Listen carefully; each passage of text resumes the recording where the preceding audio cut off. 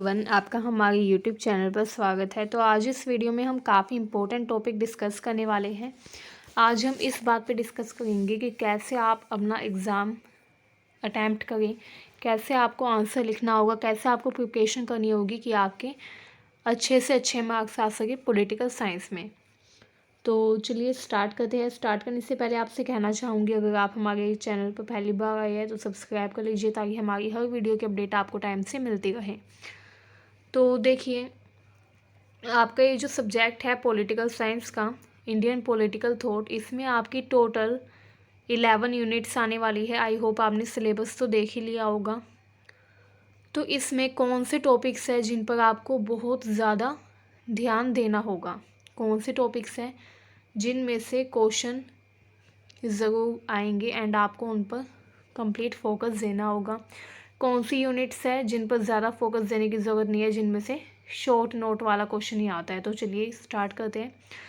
तो आपके जो 11 यूनिट्स हैं, इनमें सबसे जो इम्पोर्टेंट टॉपिक है यूनिट 1 का, वो है distinctive feature of Indian political thought, यानी कि भारतीय राजनीतिक चिंतन की विशेषताएं। इस पर हमने वीडियो भी बनाई थी, अगर आपने नहीं देखी है तो आप वहाँ से देख सकते हैं प्लेलिस्ट में जाके।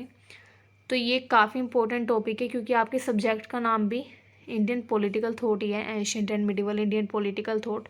तो इसके फीचर्स ज़रूर आ सकते हैं एग्ज़ाम में, ठीक है, तो आप वो भी प्रिपेयर कर सकते हैं।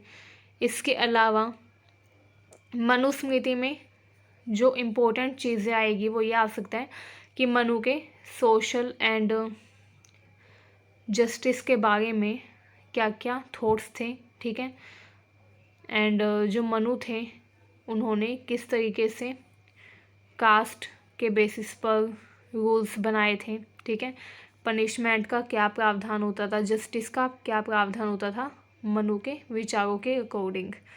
तो ये सब आपको पता होना चाहिए, ठीक है। मनु वाले टॉपिक में ये चीज़ इम्पोर्टेंट है।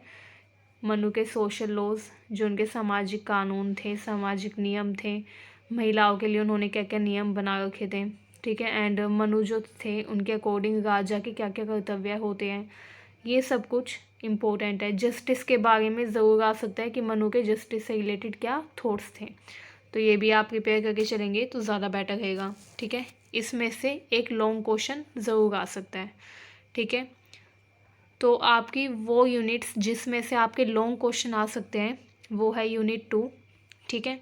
यूनिट 3 में बृहस्पति के बारे में, इसमें से भी आपका लॉन्ग क्वेश्चन ज़रूर आ सकता है, तो ये भी आप प्रिपेयर कर लीजिएगा, ठीक है। इसके अलावा यूनिट 4 में से भी आपका लॉन्ग क्वेश्चन आ सकता है। यूनिट 5 कौटिल्य वाला काफ़ी इंपॉर्टेंट है, ठीक है, तो ये भी आप ज़रूर कर लीजिएगा। यूनिट 6 अगनसुता, ये भी बहुत इम्पोर्टेंट है। तो ये जो यूनिट्स अभी मैंने आपको बताई, इनमें से लॉन्ग क्वेश्चन आने के काफ़ी ज़्यादा चांसेस हैं, ठीक है। अब बाकी के जो टॉपिक बच गए, जैसे तिरुवल्लुवर, ठीक है, बासवन्ना एंड कबीर एंड गुरु नानक, इनमें से शॉर्ट क्वेश्चंस बनते हैं, ठीक है। हालांकि जो Kautilya theory of state 5th unit है, इसमें से भी एक शॉर्ट क्वेश्चन आ सकता है, जैसे सप्तांग थ्योरी या फिर मंडल थ्योरी आ सकती है, ठीक है। लेकिन जिसमें ज़्यादा चांसेस है शॉर्ट क्वेश्चन बनने के वो है यूनिट 10 एंड यूनिट 8, ठीक है। यूनिट 7 में से भी हो सकता है आपका शॉर्ट क्वेश्चन आ जाए, बट कंफर्म नहीं है। तो आप इस तरीके से प्रिपेयर कर लीजिएगा कि आपका अगर शॉर्ट क्वेश्चन आए तब भी आप लिख पाएँ, लॉन्ग क्वेश्चन आए तब भी आप लिख पाएँ, ठीक है। एंड अबुल फजल मोनार्की, इसके बारे में भी आपसे पूछा जा सकता है कि अबुल फजल ने अपनी बुक अकबरनामा के आईने अकबरी पार्ट में मोनार्की से रिलेटेड क्या क्या व्यूज़ दिए हैं, ठीक है, तो ये भी काफ़ी इंपॉर्टेंट है। इसके बाद आपको अपनी तैयारी किस तरीके से करनी है, आपको सबसे पहले इनके विचार पता होने चाहिए कि इनके थॉट्स क्या थे, ठीक है। आप कुछ कीवर्ड्स बनाकर भी याद कर सकते हैं ताकि आपको एग्ज़ाम टाइम में याद आ जाए, ठीक है।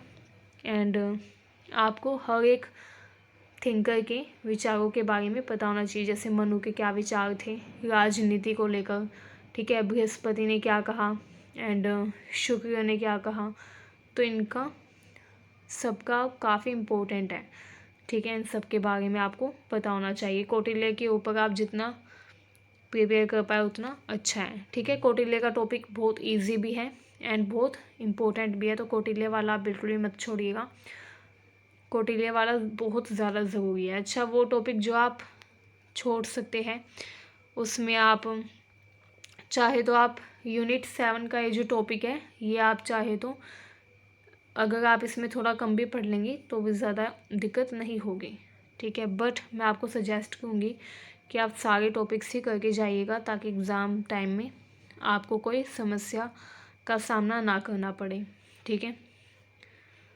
तो आप इन बातों का अगर ध्यान रखेंगे तो आपका एग्ज़ाम अच्छा जाएगा, ठीक है। अब बात आती है कि आप कितने पेजेस लिख सकते हैं। जैसे आपका जो एग्ज़ाम होता है, शॉर्ट नोट वाला जो क्वेश्चन होता है, इसमें आप आगे पीछे के मिलाकर अगर 4 पेजेस 3 या 4 पेजेस लिख देते हैं तो इनफ है, ठीक है। क्योंकि शॉर्ट नोट वाले क्वेश्चन में ज़्यादा पेजेस की रिक्वायरमेंट नहीं होती, ठीक है। आपको ध्यान जिस पर देना है वो आपको देना है जो 15 या 20 नंबर के क्वेश्चन हैं उन पर, ठीक है। उनमें आपको आगे पीछे के मिलाकर कम से कम 7 पेजेस अगर आप लिखेंगे, 6-7 पेजेस, या फिर मिनिमम आप 5 पेजेस लिख सकते हैं आगे पीछे के मिलाकर उसमें, ठीक है। 5-6 पेजेस अगर आप उसमें लिखेंगे तो आपका इनफ है। एंड आप ब्लैक पेन से हेडिंग बनाकर हाईलाइट करके लिखेंगे तो ज़्यादा बेटर रहेगा, ठीक है।